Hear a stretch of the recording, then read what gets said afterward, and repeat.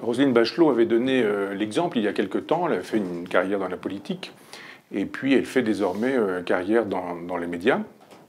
Elle est sympathique au demeurant, elle est joyeuse, rigolote, cultivée, parle bien de musique classique, d'opéra.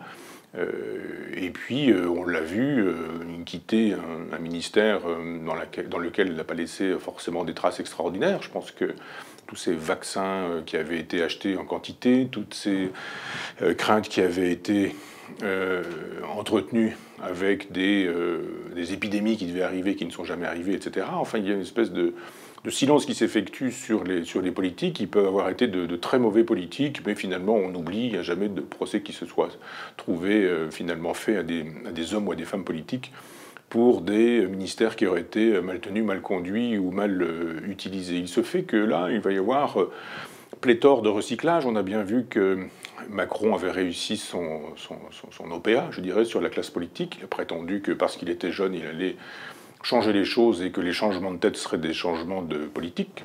Les gens sont en train de découvrir que quand on change des têtes, on ne change pas forcément la politique. On met juste des gens inexpérimentés à la place de gens expérimentés. On avait précédemment des gens impuissants expérimentés. On a maintenant des gens impuissants inexpérimentés. Bon, voilà.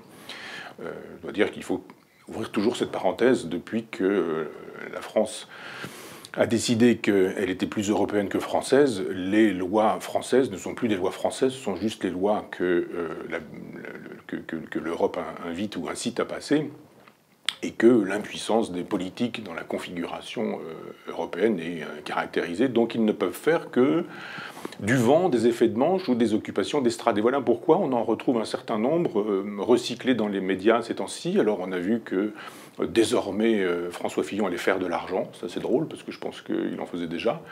Tout le monde aura eu l'occasion de voir comment les choses se sont passées pendant des années. Puis on a découvert, à la faveur de cette information, que d'autres s'étaient fait aussi beaucoup d'argent, à droite, à gauche, et que finalement, de ce côté-là, il n'y avait pas grand-chose à voir entre les partis politiques. Un peu de Bayrou, un peu de Mélenchon, un peu de socialistes, un peu de républicains, enfin tous ces gens-là qui utilisaient l'argent de l'Europe, ou le Front National, bien sûr, utiliser de l'argent de l'Europe pour autre chose que pour l'Europe, qui utilisaient les fonds parlementaires, qui utilisaient des individus payés pour ne pas faire le travail, la femme, la fille, l'amant, la maîtresse, enfin tous ces individus-là. Et on voit bien effectivement que quelques-uns qui ont été parfois battus à plat de couture, qui ont été éjectés, évincés, qui n'ont pas été réélus, ont cherché du travail ailleurs, et que quelques-uns ont trouvé du travail dans les médias. C'est pas très étonnant, cette façon d'être accro aux médias, c'est-à-dire de voir que la politique, ce sont des effets d'annonce, mais ce sont rarement des pratiques effectives, parce que comme on ne peut pas agir, on dit qu'on va agir, on dit qu'on va changer. Quand on est au pouvoir, on dit qu'on est en train de changer les choses. Quand on est dans l'opposition, on dit que les autres font mal, mais que soi-même, on ferait très bien si on se trouvait au pouvoir. Et il se fait que depuis Mitterrand, c'est pas compliqué, il y a une alternance entre la droite et la gauche libérale, droite libérale, gauche libérale, et que tous ces gens-là se comportent exactement de la même manière. Quand ils sont dans l'opposition, il suffit, il y a qu'à, il faudrait. Et votez pour nous et vous verrez, on va tout changer. Et puis quand ils sont au pouvoir, il y a l'héritage, on ne pouvait pas faire, c'est pas si facile que ça, c'est plus compliqué, on est tenu par des traités, finalement c'est bien complexe, etc. Et globalement ça ne bouge pas, ça ne change pas, et on a l'Europe qui continue à faire la loi, c'est-à-dire à imposer le marché. C'est l'Europe maastrichtienne, c'est l'Europe libérale. Alors on découvre que Raffarin, qui a dit « je quitte la politique », un peu les raisins sont trop verts, que la politique l'avait déjà quitté. Je pense qu'il aurait été Premier ministre de Juppé, il n'aurait pas quitté la politique, il aurait été ministre d'un grand ministère avec Macron, il n'aurait pas quitté la politique, et c'est assez drôle de voir tous ces gens qui, parce que la politique les a quittés, disent qu'ils ont quitté la politique. C'est la même chose que jadis des ministres qui avaient été mis à la porte.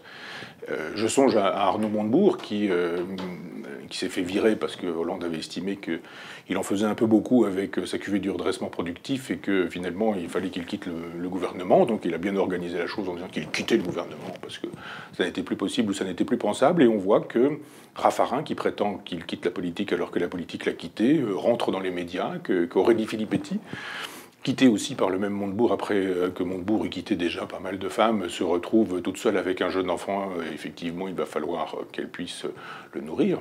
Et que, comme elle a écrit un livre ou deux, mais guère plus, depuis 25 ans ou depuis 20 ans. Elle ne pourra pas faire carrière dans l'écriture, dans la littérature ou dans la culture, donc elle rentre elle aussi dans les médias. On a aussi Henri Guénaud, pour lequel j'avais parfois de la sympathie, son gaullisme éternel, son gaullisme intempestif, pour utiliser un mot de Nietzsche, tout ça me paraissait sympathique. Cet homme qui voulait le souverainisme dans un parti qui l'avait abandonné depuis bien longtemps, cet homme qui pensait que la morale, le général de Gaulle, toutes ces choses-là pouvaient encore revenir et tenir une place en politique, un personnage qui avait de la culture, une culture littéraire, culture historique. Enfin, je pensais que cet individu avait des choses à dire ou à faire. Et puis on a bien vu que, vexé de ne pas avoir été élu, il s'est plutôt mal comporté, il a dit des choses plutôt désagréables, qui n'ont pas grandi, qui n'ont pas honoré. On n'insulte pas des électeurs quand les électeurs n'ont pas voté pour nous, c'est le jeu démocratique.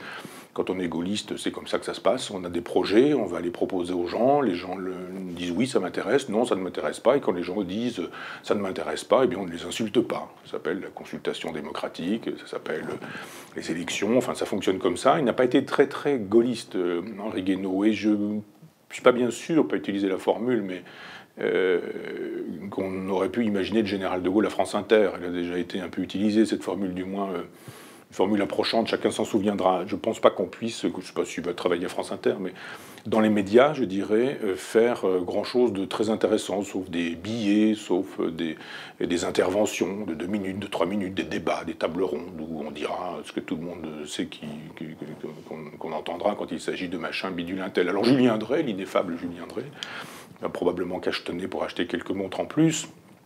Pas grand-chose à dire sur cet individu, dont j'estime que condamné pour l'histoire de l'AMNEF, et puis pour d'autres choses, il devrait plutôt disparaître. Mais bon, on peut avoir des casiers judiciaires aujourd'hui et puis faire carrière dans les médias, c'est pas vraiment un problème. Ou Madame Garrido, Madame Corbière dans le civil, qui entre elle aussi dans les médias. Je comprends bien, ça me paraît plus logique pour elle, parce qu'elle ne va pas faire elle va pas faire de l'amusement, je dirais, ou de l'entertainment, comme on dit, mais elle va faire de la politique, et elle va sur un plateau, il y aura François-Olivier Gisbert, Natacha Polony, je ne sais plus qui, mais enfin 2 ou 3 autres personnes, commenter l'actualité, elle apportera la voix des insoumis, et je peux comprendre qu'elle puisse, elle, faire des médias, comme on dit, être payée pour ça, et puis défendre les idées d'un parti, d'une sensibilité politique. Mais on voit bien que la politique, qui n'est plus que, finalement, verbagage médiatique, parce que l'action n'est plus possible, puisque l'action française n'est plus possible en France, c'est l'action européenne qui est possible en France,